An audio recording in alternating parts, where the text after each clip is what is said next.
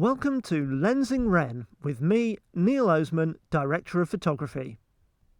This is the first in a 5-part series where I'll be breaking down the creative choices made in the cinematography of each episode. If you haven't seen the show, click the annotation link and check it out. The show was shot with a Blackmagic 4K production camera as the A camera and a mixed bag of legacy Pentax and modern Sigma lenses and the odd Canon and Samyang. B and C cameras were Blackmagic Cinema cameras, the 2.5K model.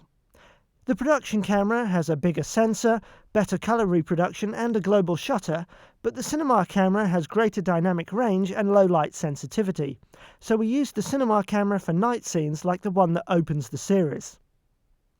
One of the key principles of cinematography is that the brightest area of your frame should be the background, with things getting darker as they get closer to camera. It creates a great feeling of depth. So here we have a 2.5K HMI backlighting the whole scene. By the way, if you're not familiar with the different lamps I mention in these videos, check out this video. The silhouette effect the HMI gives us creates the feeling of night while still making the action visible. Also, without backlight, the rain and the smoke simply wouldn't show up on camera. Daylight exterior in South Wales now, and note how the light is different on Ren and Khan's faces. Ren is a young and innocent character, so I've lit her evenly from the front with an LED panel. Whereas Khan is an edgier character, he has a mysterious past, so I've lit him from the side with a bounce board. We're under trees, so I think we can buy that the dappled light might fall differently on one character to another.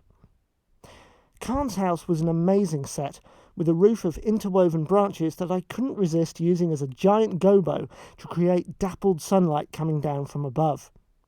But as well as being above, this fake sunlight needed to be from behind, so that it would show up the smoke I would pump in to give me shafts of light.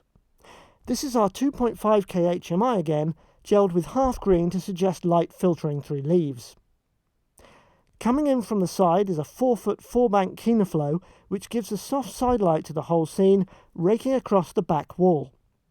Period and fantasy movies don't have a lot of smooth surfaces in them, and it's really important to use cross light like this to bring out the textures in the design.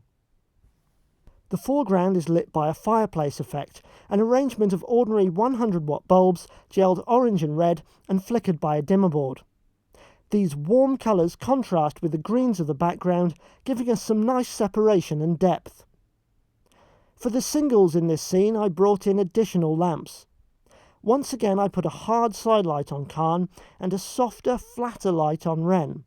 Check out my accompanying blog post on neilosman.com for lighting plans and further info. That's all for this week, but tune in next week for episode 2.